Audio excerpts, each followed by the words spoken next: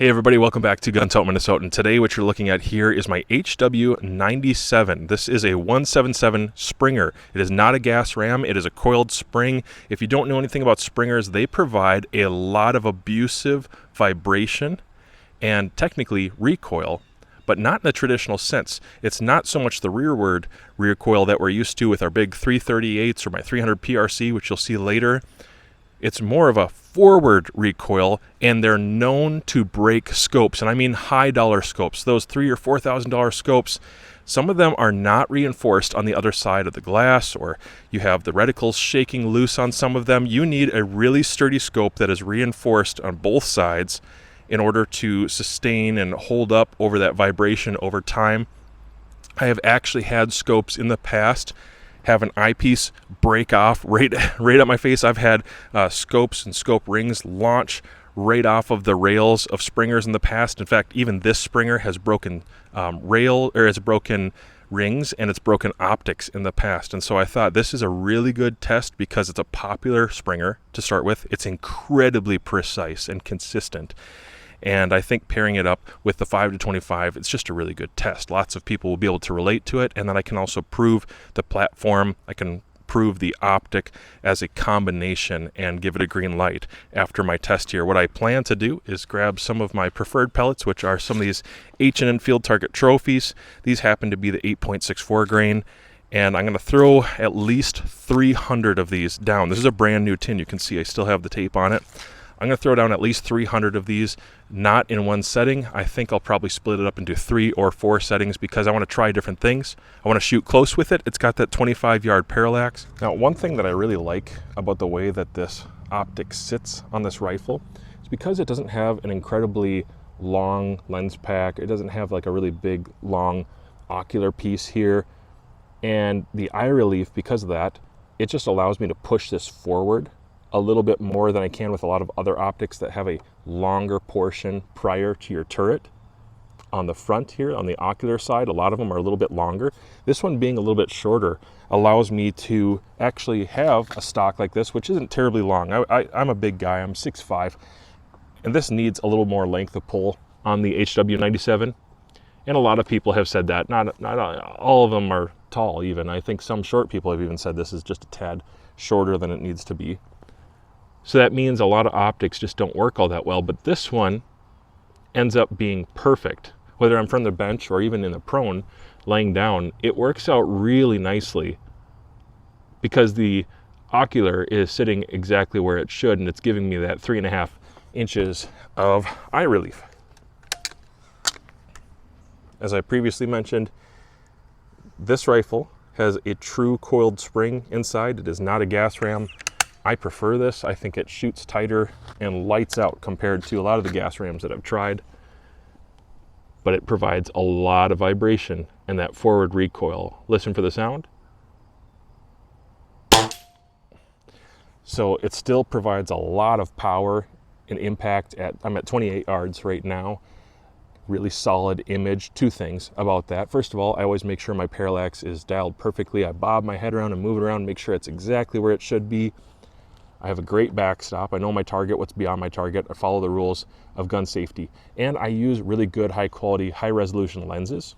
So the lenses I'm wearing right now are from Warbird Pro. And they are high quality, high resolution lenses.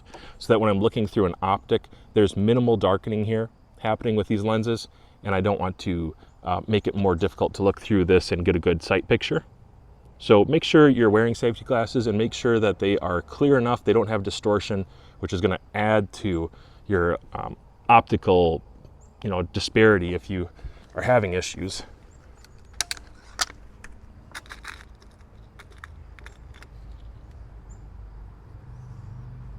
I did a video a while back shooting out a sparkler for 4th of July.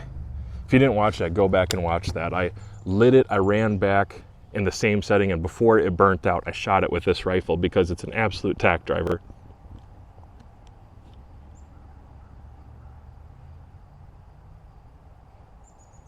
I'm about 50 rounds in right now, and after 50 rounds, you get pretty tired. You get fatigued cocking this gun 50 times, and quite frankly, I don't want to burn out my parts or my internals. So I'll probably give it a break in another 20 shots or so, and then move on another day, try some other targets.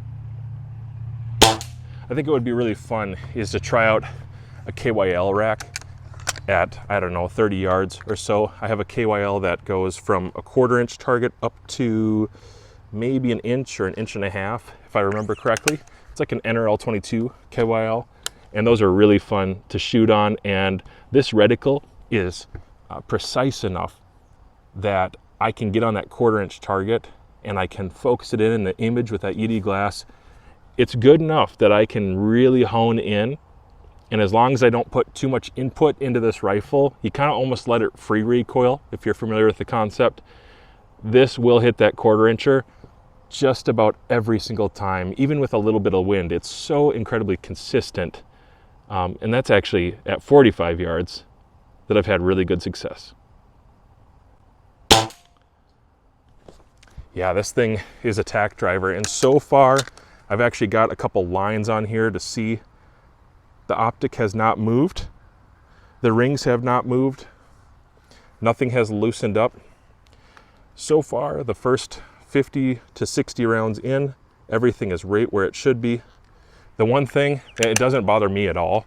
The one thing just to acknowledge is, because this is a underlever, this is the breech area, so there's not quite as much room to work up there, and that doesn't bother me because what I'm getting in exchange is awesome. I'm getting a big 56mm objective, provides a lot of light. I have that 34mm tube. I have lots of internal travel, so I can shoot this really far. And yeah, I just don't see a downside other than I just got to work around the breech a little bit there. But for most of you air gunners out there, not going to be a problem. And if it was, just use a higher pair of rings. That's all you got to do.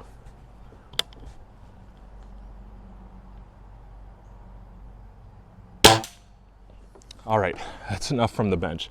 I think I will do another 10 shots or so. I'm gonna move over to the tank trap and do a little practice over there, because I get as much practice as I can on obstacles and those kinds of things, so I can get my form a little better for PRS. And this is a PRS scope. It's the EDPRS, so I might as well transfer this over and see how I do. Okay, one more thing. If you've never heard of Buck Rail, they're the guys who make this moderator at the end of my barrel, and I highly suggest it for any air rifle. They do a lot of aftermarket support, we'll call it, for air guns, and I love them. They're really, really good. Those impacts really hit with some authority. I love this air gun, so precise, and the optic is very, very comfortable. I actually like that this part is longer. It gives me a little something to grab onto. I don't mind exerting force over my optic. That doesn't bother me. I know there's lots of PRS theory around that. I don't mind throwing my hand up on top of the optic. Sometimes I put my thumb more on the side on a chassis or something, but I don't mind running it this way. And field of view is pretty good. I'm on 10 power. I'm actually going to knock it down to 7 power. I'm so close. I just don't need that 10 power right now at 28 yards. Don't need it at all. And in NRL 22, the closest targets that we ever shoot are 25 yards. Everything else is going to be further than that.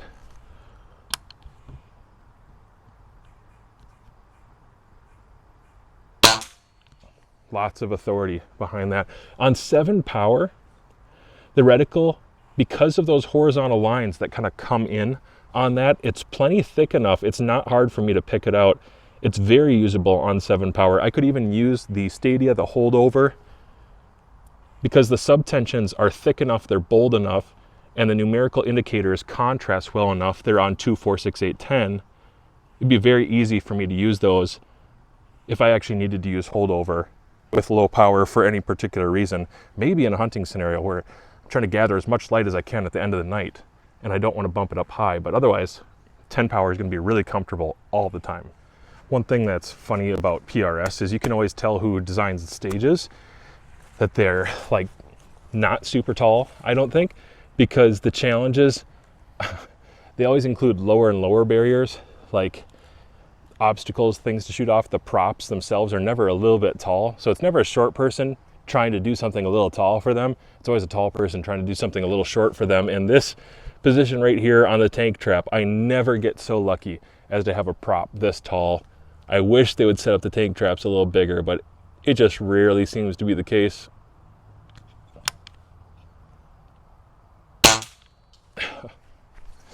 It would make for a lot of hits. And thank you to my friend Steven, who turned me on to these Armageddon Gear Get Light bags. I really appreciate these bags because they are air light, but they can still form well like a heavier bag does. And they're a little sticky. I like that. It's a really good bag, really stable, and I trust it. So thank you, Steven, for throwing that out there. Works really well on this wood stock, actually. I think the balance, because of that optic, the balance almost works better than any other optic I've had on here before. Seems better than the previous model, probably because there's a little more forward weight on there. It just helps make it feel more natural, and I like the heavy optic because it helps absorb some of the weight, helps absorb some of the recoil, both directions. I'll tell you one more thing that has really grown on me with the Discovery optics.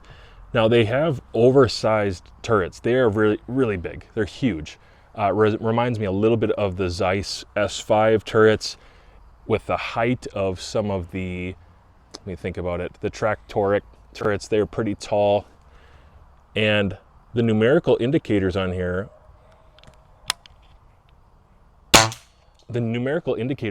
are really big, and they're easy to read. And so even when I'm behind the scope, I can see them. They're not hard to pick out. If you have poor vision, and like I know this is a destruction test or durability test or whatever, I'm just going to tell you that optically, I can look through my scope. I can see my bubble level because I have an elevated bubble level over here. I can see my parallax numbers, and I can see my windage and elevation numbers because of the way that they set it. And I can see both values. There's a high number and a low number there for first rev, second rev, basically. And I can see those really well. There's a sharp contrast. And because of the way they've designed the turret, it's just easy to get up and crank on that thing every time. I do like that. It's grown on me quite a bit. I admit I am not the person to look to when it comes to offhand shooting. That's not my skill set. I do a lot more positional stuff, but I actually like shooting offhand and just practicing and trying. And every time I do with this kind of optic, you know, this balance is really nice right now. But every time I do with this optic, I'm going to drop it down to right around that 7 or 8 power. And you'll just have to listen to see if I get this impact.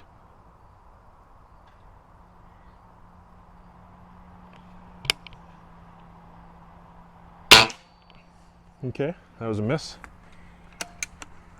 So a 2-inch target at 25 yards is pretty doable off of anything. Even just a knee hold from me off the ground would be fine. But offhand, yeah, I can miss that. I definitely can. But it's not because of the reticle. It's because of me and poor technique. There it is. Yeah, let's do it again.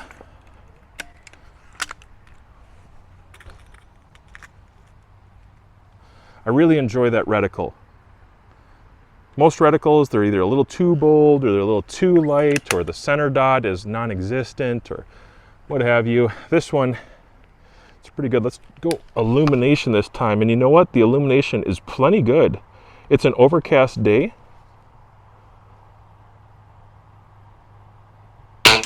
There's another impact.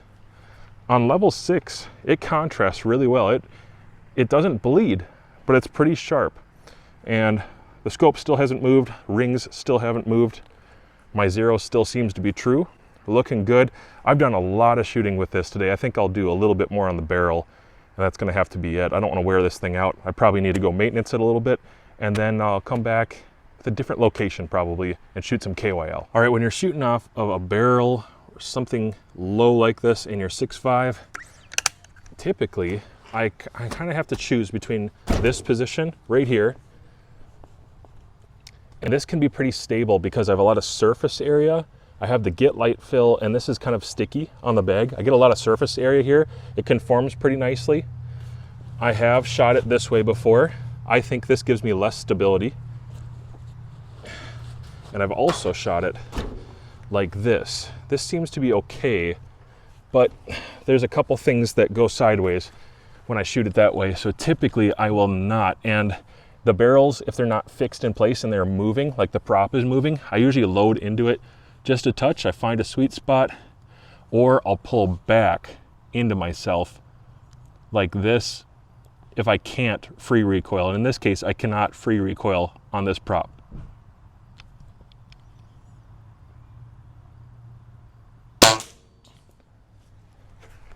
All right, let's try the big the other way. I think I'll try it this way again. It's the way I feel more comfortable shooting it. And because I'm tall, I can get that knee support up there. Eye box is really pretty good in this range. Let's go up to 15. I'm really close, but at 15, let's see what that feels like. Slightly darker image.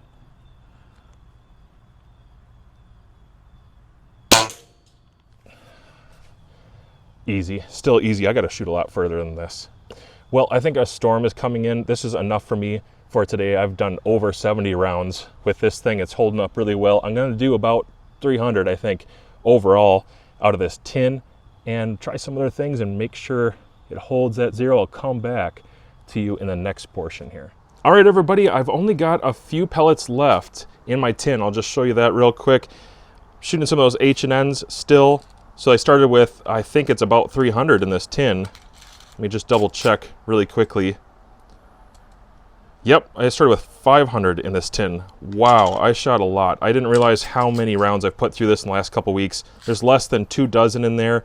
It does take time because it's a Springer and it's not moved. The optic hasn't moved. I do have some inserts, some converters from Picatinny to dovetail to fit on this type of rail with a little stopper, but the optic is doing what it's supposed to. It's still hitting right where I'm aiming for my 0, which is right at 28 yards at the moment.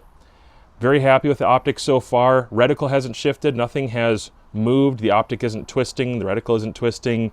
Turrets are still tracking true. It's pretty windy today, but I thought it'd be fun just to shoot some KYL. I've got a KYL rack sitting out there right now. But I'm going to run through it with this. I'll try to get some camera footage through a spotting scope as well. And we'll see how many shots it takes me to clear that KYL with the HW97 and the EDPRS Gen 2 5 to 25. So loading with this has actually been the most tedious part of it, just because it is an under lever. And sometimes I do what I just did right there on camera. I miss the spot, but it's actually pretty doable. I'm used to this rifle, and I don't want to shoot it with a tiny optic. It's just not my style. I like this one. It weighs it down pretty well, and it does seem to help me achieve some pretty tight groups. I'm happy with it so far. First target up is an easy one. Can be sloppy on the trigger even and still make those impacts on my first target. It's usually about the 5th or 6th target that start being something I want to slow down and be real careful with. Man, my arm gets tired with this thing. It's not a difficult to cock weapon, but it is, it's something after you've done it hundreds of times in a couple weeks. Here we go, next target.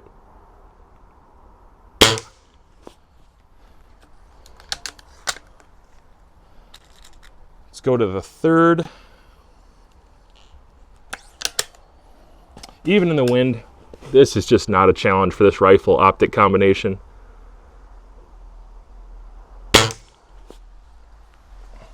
I'm taking more time than I even need to, quite honestly, just so I don't develop bad habits and trigger pulls. Optic is very clear. One thing I do before I do a KYL rack like this, when I'm going to get down to a 1/4 inch target, is always make sure that my parallax is very, very clear and consistent, and it's carrying parallax error.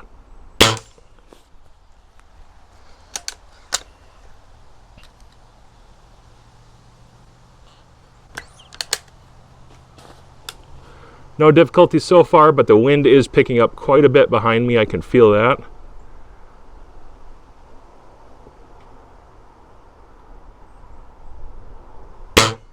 And there was a miss off to the right. I'm going to go ahead and continue with, even with the miss. I just want to see how many shots it takes me to get to clear the actual rack.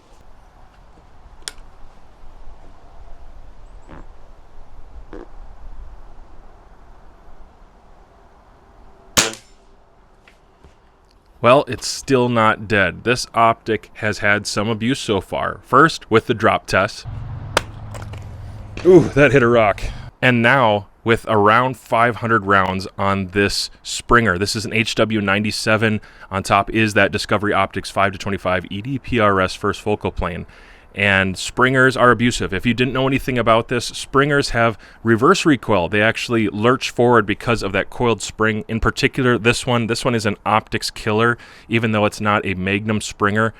It hits hard, and I've had cheap optics break. I've had expensive premium optics break. I've had optics over $1,000 that claim to be 338 rated at least still fail under Springer recoil because of that forward momentum. You need a very robust optic and a good set of rings in particular to stand up to the reverse recoil. The DiscoveryOpt's 5-25 has made it. It made it all the way through.